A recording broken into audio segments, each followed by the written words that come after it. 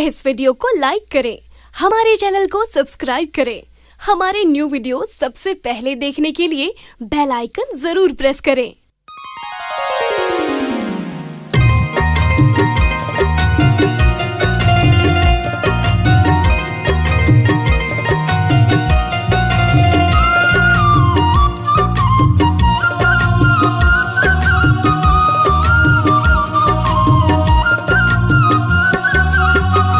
महिमा होते यीशु मसीह की नाम, महिमा होते यीशु मसीह की नाम।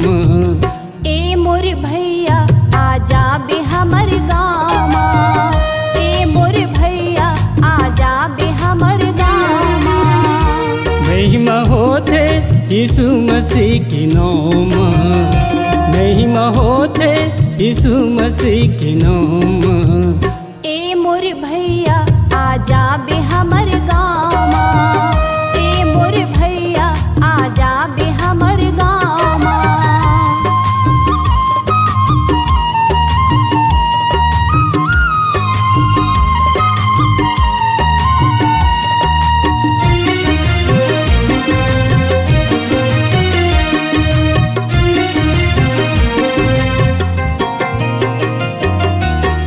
गलील के काना में महिमा दिखाए, 6 घड़ा पानी ला दाख रस बनाए।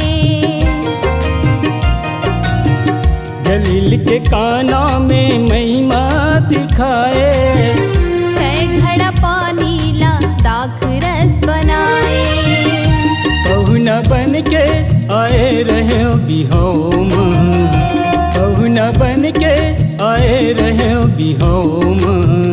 ए मोर भैया आजा बे हमर गामा, ए मोर भैया आजा बे हमर गामा।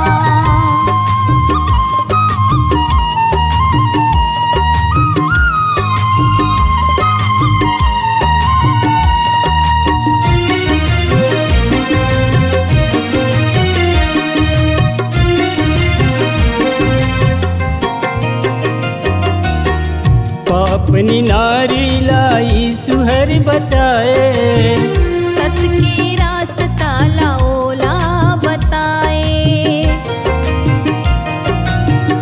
पापनी नारी लाई सुहर बचाए, सत के रास्ता लाओला बताए।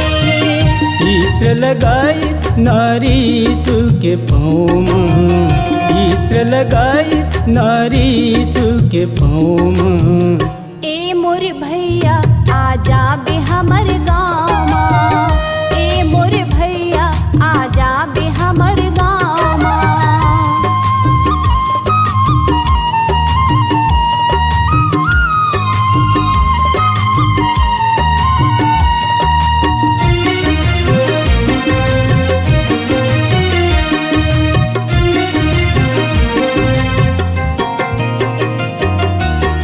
मरे लाजर लाई सुहा दिलाए, 12 चेला ला प्रार्थना सिखाए।